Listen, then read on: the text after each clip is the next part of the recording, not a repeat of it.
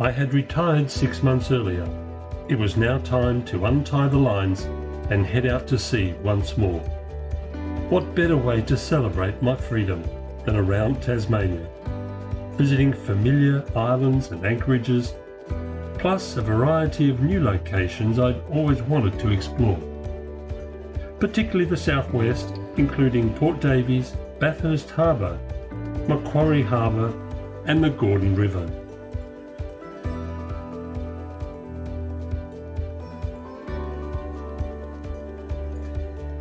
After 5 years or so, I have finally got around to putting together a video record of our 3-stage voyage. It was an amazing trip, full of magic moments. I hope you enjoy coming along for the ride. The voyage was expected to take around 50 days, with family and friends joining us along the way.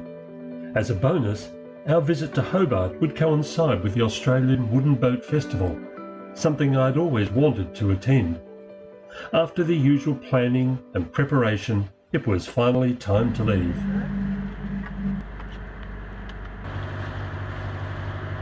So we say farewell to Hastings and Westernport Marina. Here's our trusty crew. I don't know which one's Gilligan and which one's Mary Ann. Are you a bit ginger? You can be the professor, Alistair. A 3-hour tour.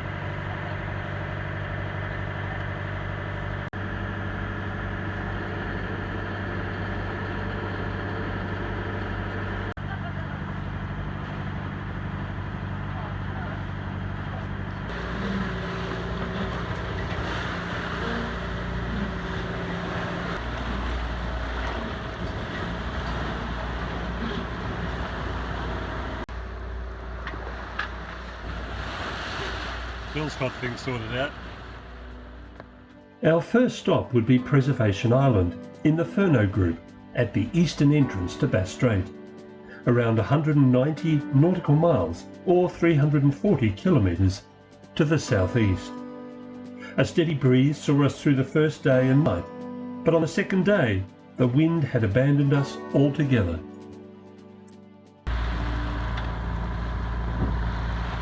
There's a great big mob of mutton birds here in the water. Not sure what they're doing, but they're all very close together. Oh, 1 or 2 fly. Well, mutton bird are a bit like sheep.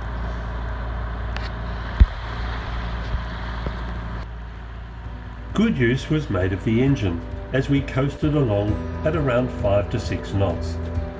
The heights of Flinders Island came into view first, followed by the familiar outline of the many scattered islands. Soon enough, we were dropping anchor at Hamilton Road's anchorage, Preservation Island, close to the nearby Rum Island. It was here that a remarkable story of survival and endurance played out following the wreck of the ship Sydney Cove on the 9th of February 1797, almost 222 years to the day.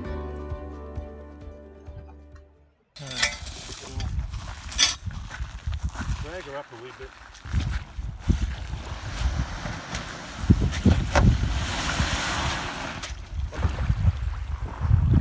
Right, this is Preservation Island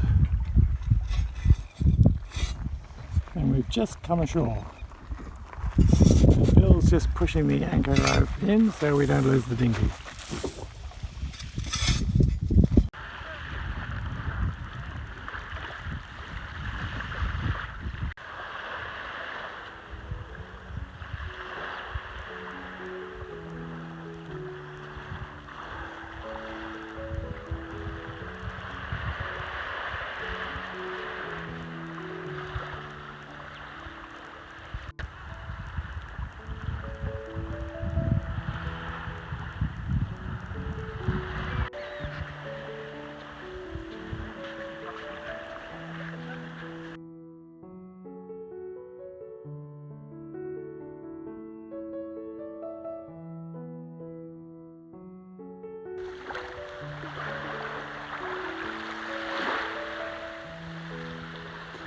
The birds are starting to come in now.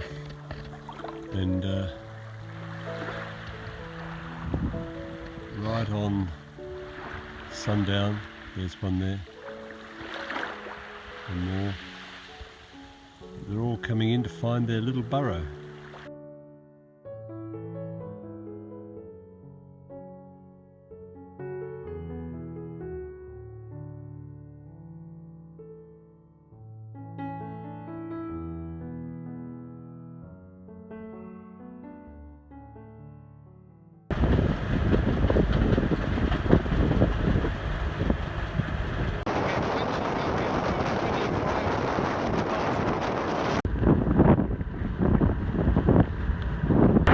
Relocating to another anchorage that will provide shelter.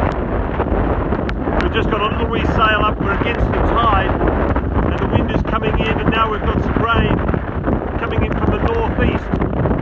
This anchorage will provide us with a little shelter and we're keen to get there before dark.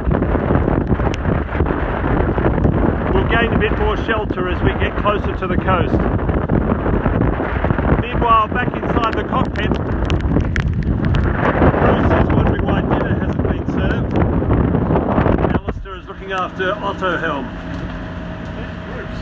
We're currently sheltered in a small bay and we're maintaining an anchor watch through the night.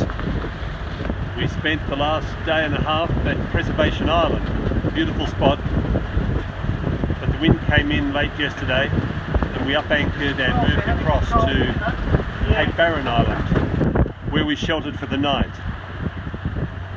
We had a bit of everything.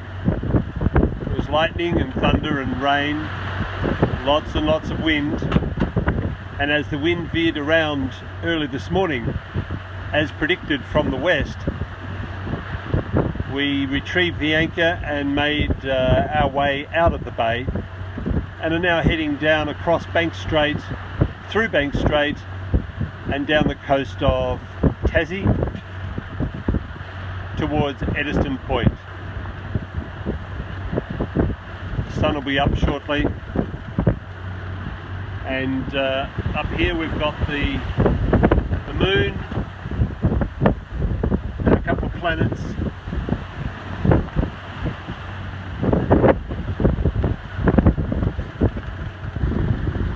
The waves are coming up from the stern.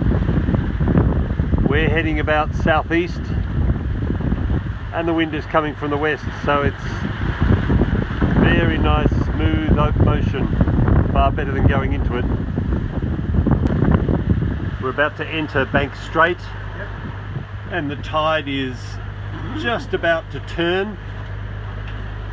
It's been coming in for the last 6 hours or so, but once we get there it'll roughly be high tide and the tide will be then running with us,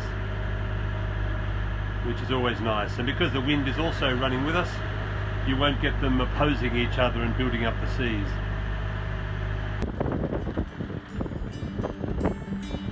If I'm honest, our fast and unexpected relocation to Key Island Bay on Cape Barren Island was a lesson in being better prepared.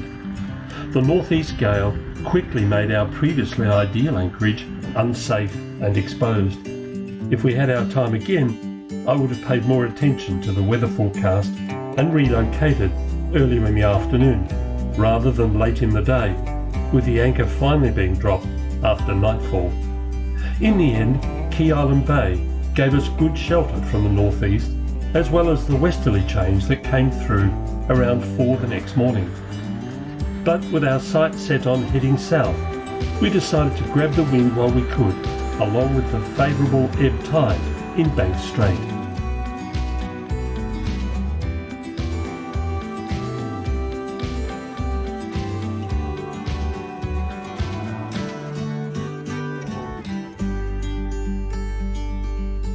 An overnight stop at Eddystone Point gave us a chance to briefly catch up with friends Liz and Murray, along with my wife Linda. They had travelled across to Tasmania on the ferry just a few days earlier. They would then come aboard 2 days later in Shoal Bay.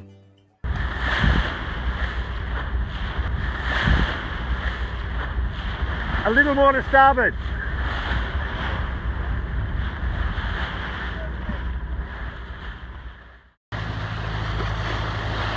We are now approaching Freycinet Peninsula and Wineglass Bay, which is pretty much straight ahead, just around the corner to the left.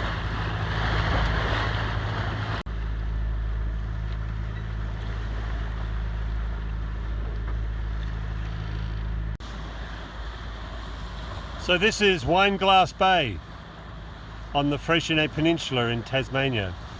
We're just coming in now. It's about 7 o'clock in the evening, and we're going to anchor at the northern edge of the beach because the wind is coming in from the north, and hopefully we get some shelter there.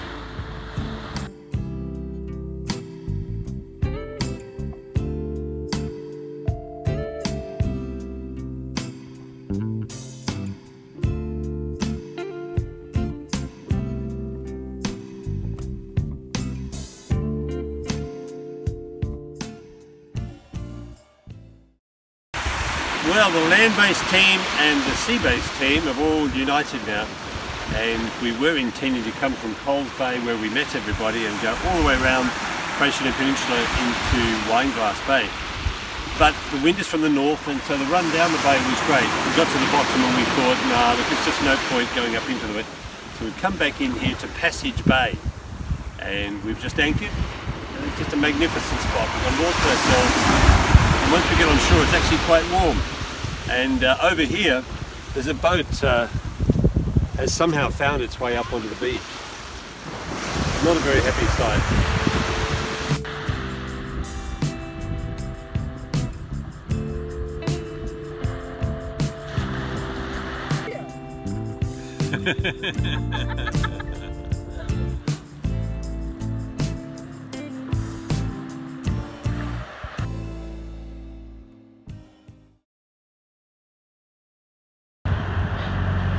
Beautiful morning here down on the Freycinet Peninsula.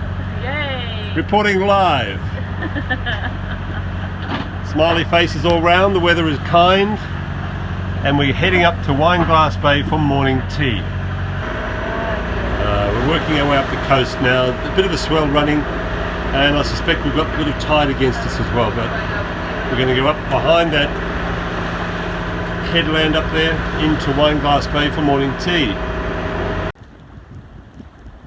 We've arrived at Wineglass Bay, and there's a few little remnants of the morning mist floating around about 9:30.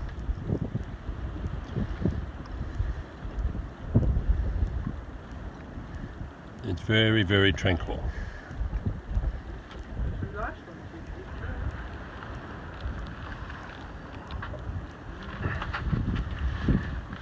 And Rosie has made some scones. There's more down here. Mind your cup there. A third plate down there for your ammo. Ta-ta, there she is.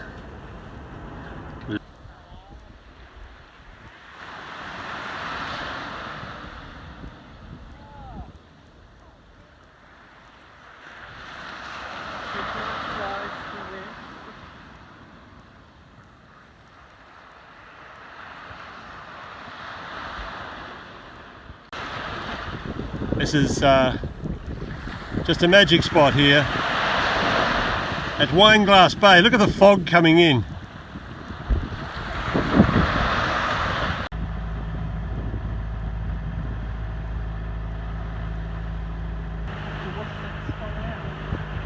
No, I reckon it's jam. Raspberry jam.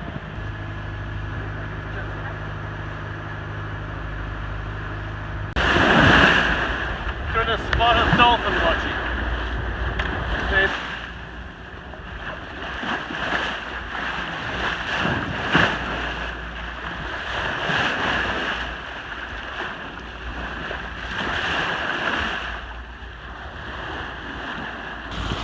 what can you see, Bill? The sea! It's a bit froggy.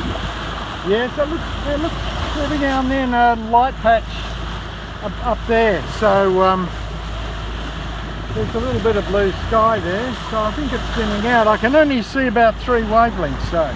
Yeah. What would be the distance you could see, perhaps? 400 yards, 200? More, I reckon. probably 200 to 400, maybe 300 at the most, if that, maybe more like 200. I mean, when you look out there, you can't see very far at all. No.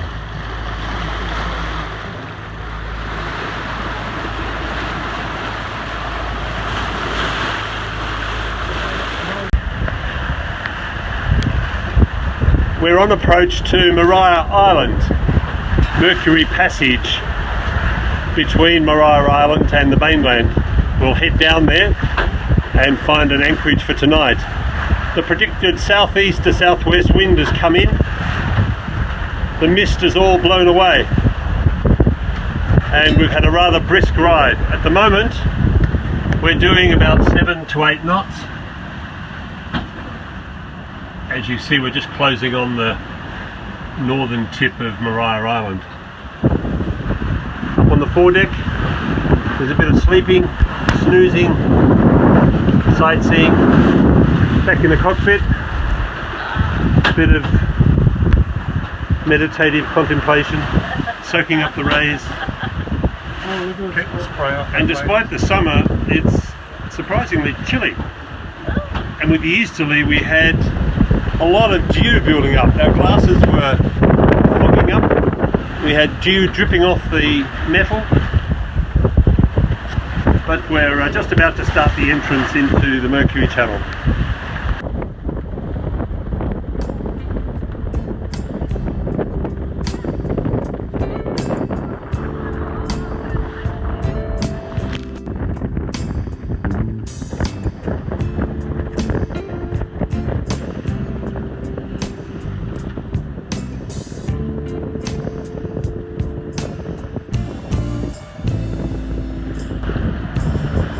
Wind change has definitely come in now. We're making our way into the channel with Maria Island off to our port side and the mainland over on the right.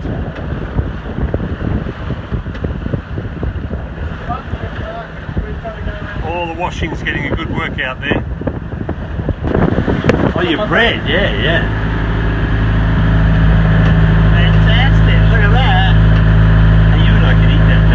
Smells really, really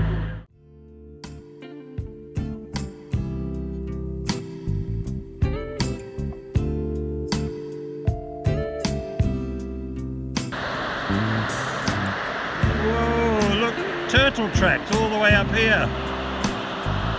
Must have come in last night. The turtle tracks. Look what we found on the beach. It's still alive. Hey, can we keep him? Oh, no, it's just Bill.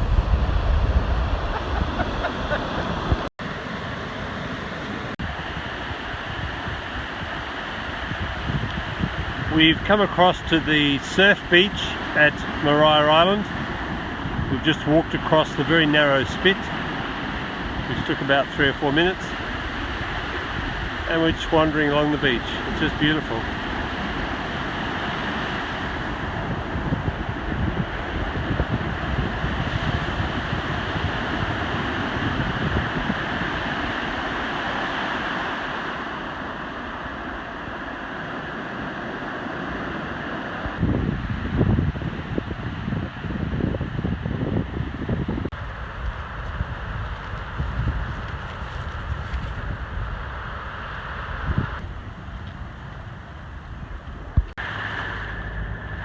It's very exciting. We've just sighted the Endeavour and the James Craig anchored together in this little bay at Shooten Island. We're just coming up fairly close now.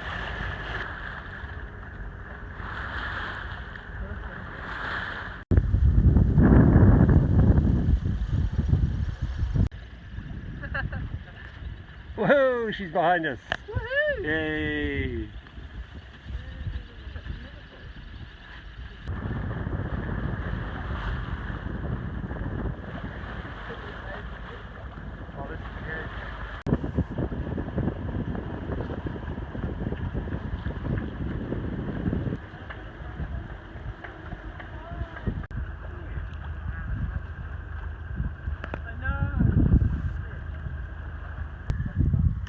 Just when you thought it couldn't get any better, we've got the young Endeavour coming in.